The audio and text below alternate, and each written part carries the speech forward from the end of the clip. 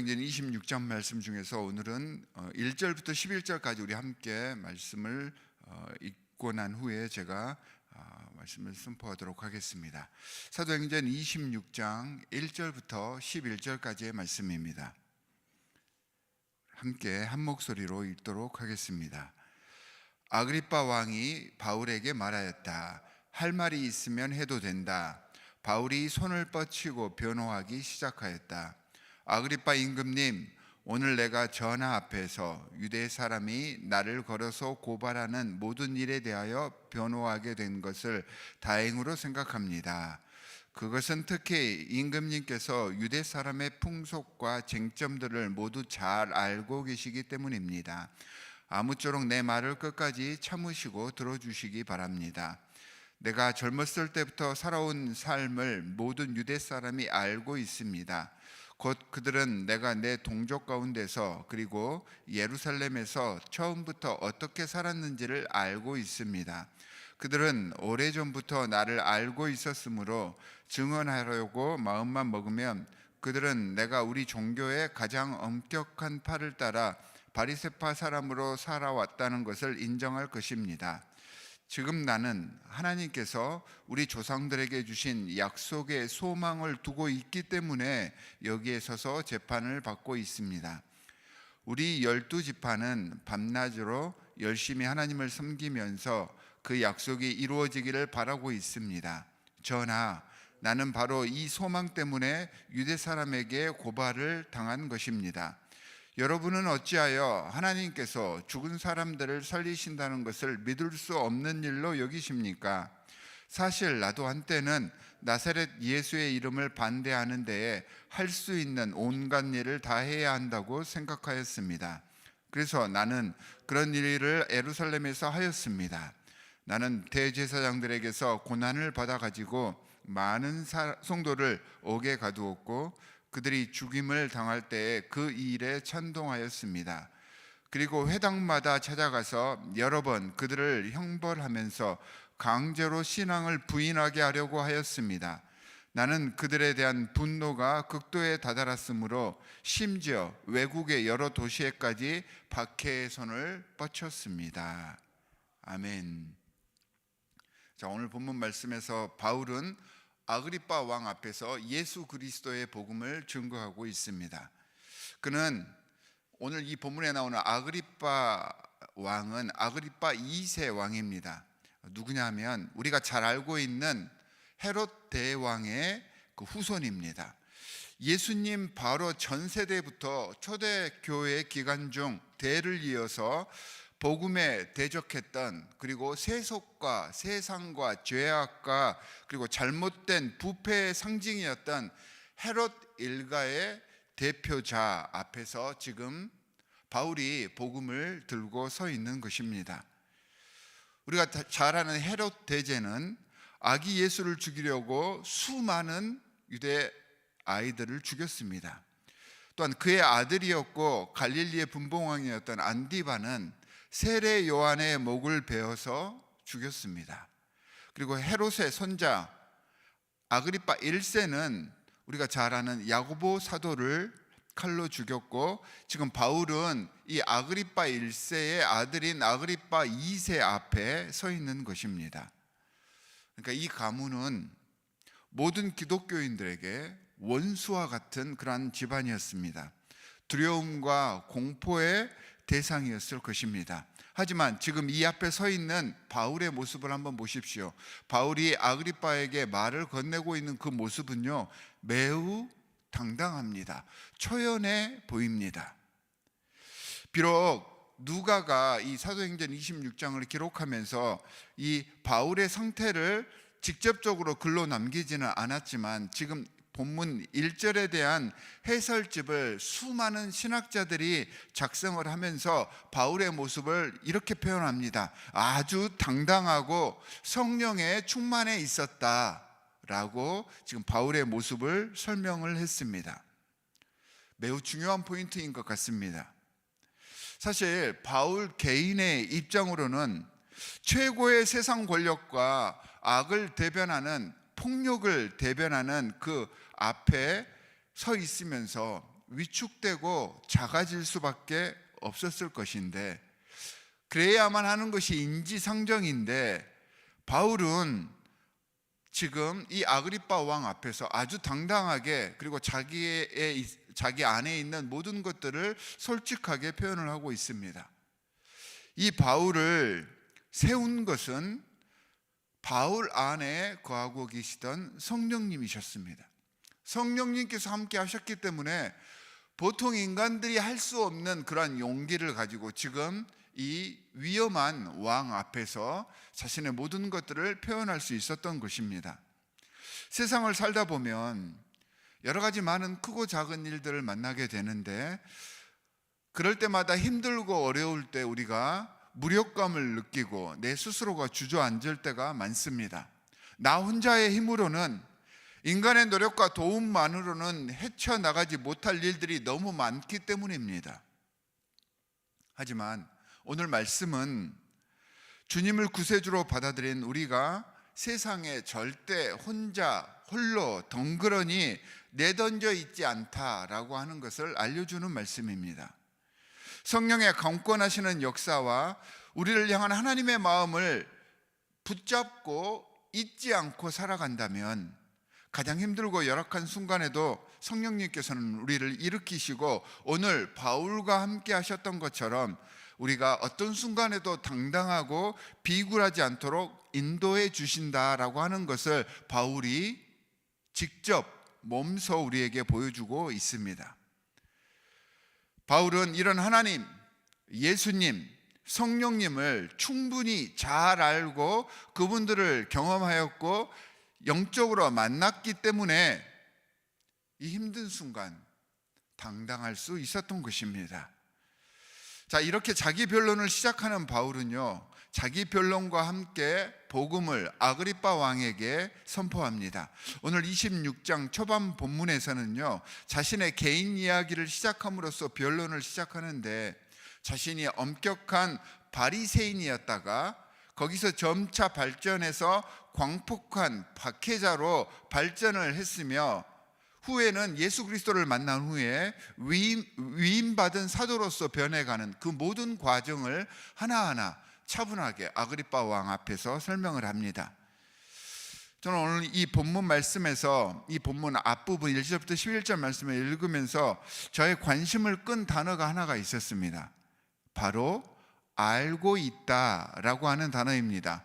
오늘 본문을 읽다 보니까 계속해서 안다라고 하는 표현이 반복되는데요, 이 알다라고 하는 단어에서 중요한 것은 다른 단어보다, 다른 동사보다 이 알다라고 하는 단어에서 중요한 것은 목적어가 가장 중요합니다. 그러니까 무엇을 아는가가 중요하다는 이야기죠.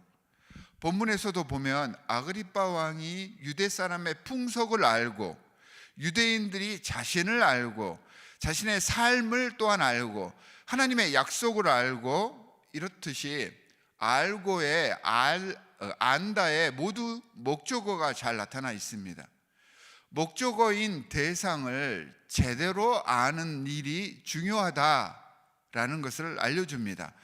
이 to know, 안다라고 하는 동사는요, 우리의 신앙이 있게 하는 믿는다라고 하는 동사와 불가분의 관계에 있는 그런 개념입니다.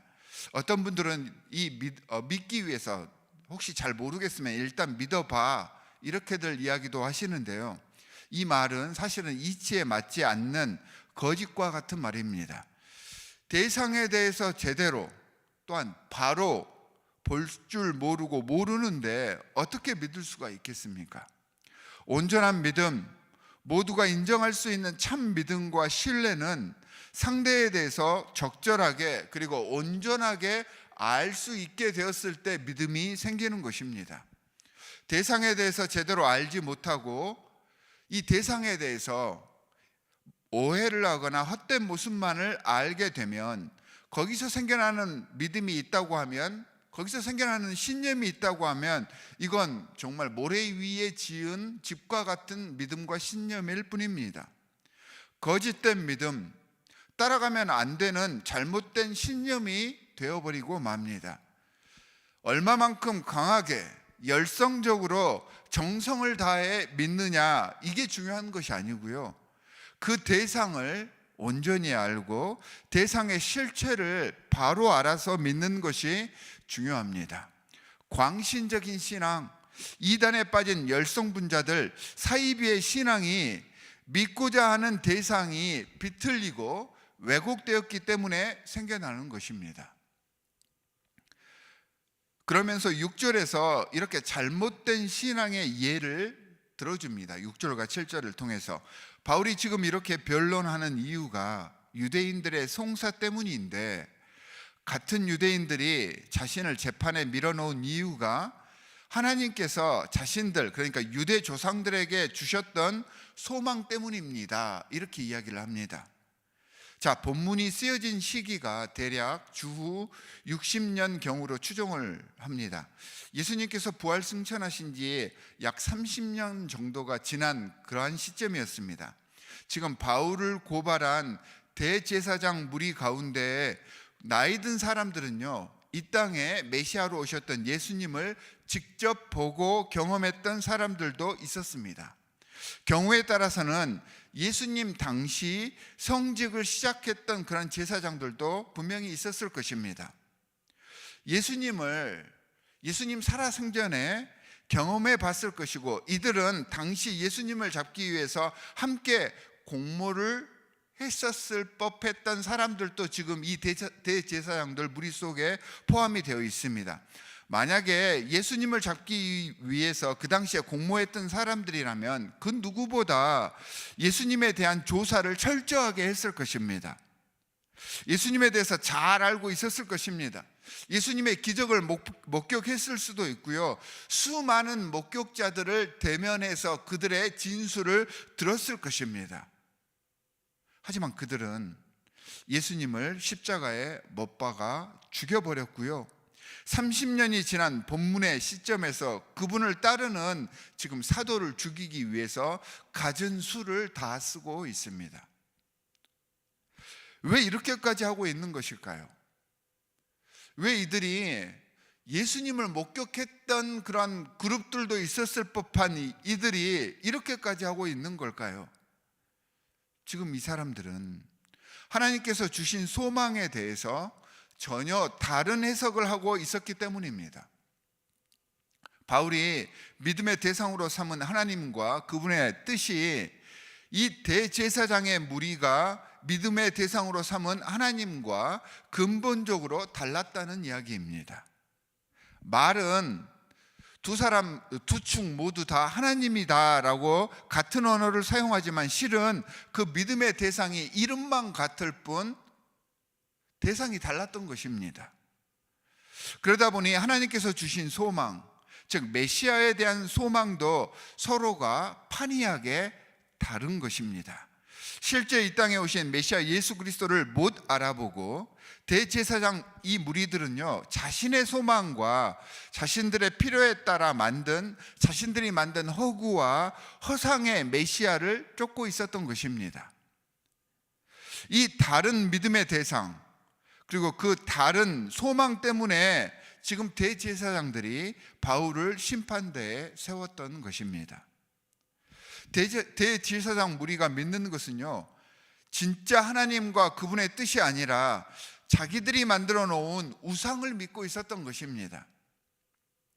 그들에게 올바른 믿음이 없었던 것입니다. 왜냐하면 믿음의 대상을 잘못 알고 있었기 때문입니다. 제가 앞에서도 언급했듯이 믿음에서 중요한 것은 어떻게 믿느냐가 아닙니다. 믿음의 행위 그 자체가 중요한 게 아니고요, 믿음의 대상을 잘 알고 믿어야 그게 진짜 믿음이 된다는 것입니다. 그들의 믿음, 이 대제사장 무리들의 믿음은 그 누구보다 강했지만 믿음의 대상이 잘못되었던 것입니다. 물론 구원에 이르는 믿음은 자신의 노력의 산물이 절대 아닙니다.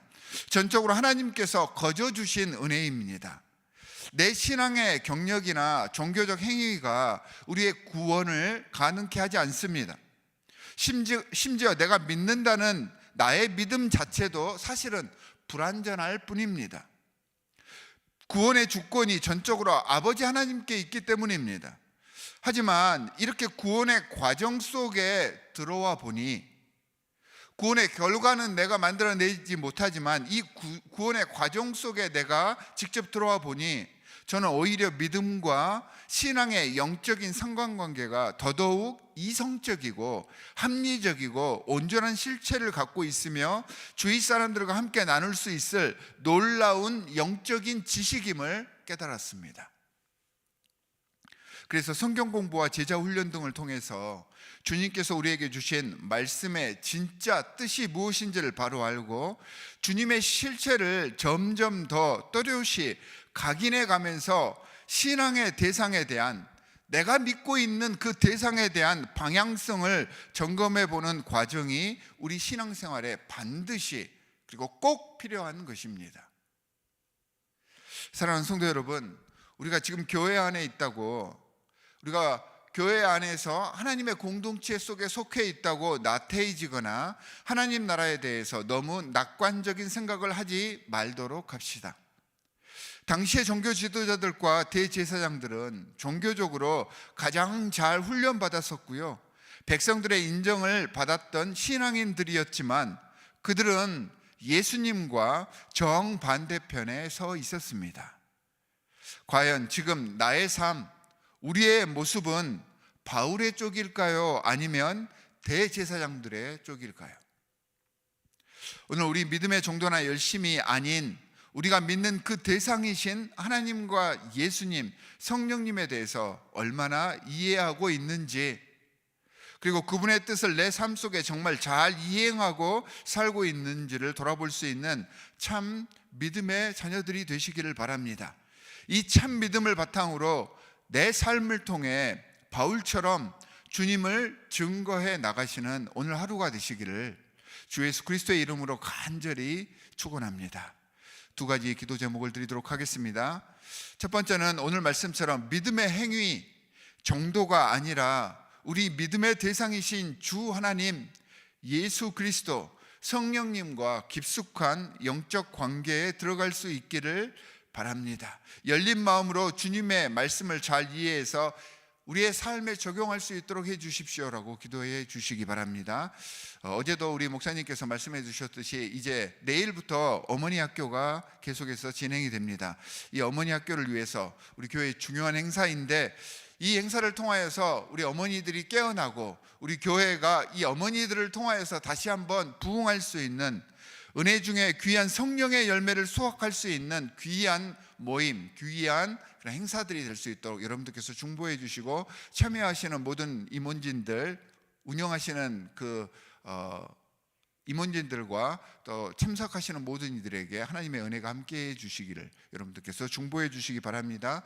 두 가지 기도 제목을 가지고 우리가 함께 기도하도록 하겠습니다. 하나님 아버지, 정말로 감사합니다. 하나님께서 오늘 바울의 모습을 통하여서 진정한 참 신앙인의 모습을 우리에게 보여주셨습니다. 하나님, 믿음의 행위 정도가 아니라 우리 믿음의 대상이신 주 예수 그리스도, 주 하나님 성령님과 깊숙한 영적 관계에 들어갈 수 있기를 간절히 원합니다. 하나님 아버지, 정말로 주님 앞에서 우리의 모든 것들을 내려놓고 우리의 마음 문이 열렸을 때 주님이 우리의 모든 것들의 백그라운드가 되어주시고 우리의 든든한 보호자, 우리의 후견인이 되어주심을 믿습니다. 바울처럼 힘들고 어렵고 또한 폭력과 여러 가지 많은 세상의 세력 앞에서도 당당할 수 있는 하나님의 귀한 자녀가 되기를 간절히 원합니다. 이 시간 성령으로 우리와 함께하여 주시옵시고, 주님을 만나며 성령의 임재하심, 우리를 공기처럼 감싸 안는 주 예수 그리스도 성령 하나님의 귀한 은혜를 깨달으면서 매 순간을 승리할 줄 아는 하나님의 자녀들 되게 하여 주시옵소서. 하나님 아버지, 저희들 부족합니다. 연약합니다. 우리들의 힘만으로 모든 것들이 이루어지지 않고 우리만으로는 자꾸 좌절하고 넘어질 때가 많이 있사오나, 주님께 나아가서 주님의 두 손을 꼭 부여잡았을 때 주님께서 우리의 힘이 되어주시고 우리의 모든 행사를 다 책임져 다는 것을 오늘 말씀을 통해 배웠사오니 주님을 의지하며 나아가는 참다운 하나님의 성도들 될 수 있도록 오늘 하루도 성령으로 우리를 이끌어 주시옵소서. 하나님, 우리 교회에서 여러 가지 많은 행사들이 있습니다. 특별히 내일부터 어머니 학교가 시작이 됩니다. 하나님께서 세우신 이 귀한 요종들을 통하여서, 이 어머니들을 통하여서 우리 교회가 다시 한번 부흥되기를 간절히 원합니다. 이끌어 나아가시는 분들이나 또한 참여하시는 모든 분들이 하나님의 은혜를 깨달을 수 있는 귀한 집회가 될 수 있도록 주님 도와주시옵시고, 이를 통하여서 성령의 열매가 맺히고 가정이 회복되고, 이 회복된 가족을 통하여서 우리 교회 공동체가 다시 한번 부흥하며, 우리 교회 공동체를 통하여서 세상의 모든 주를 알지 못하는 심령들이 주님 앞에 돌아올 수 있는 놀라운 역사가 일어나는 그 계기가 되어지게 주님께서 인도하여 주시옵소서. 하나님 아버지, 정말로 감사합니다.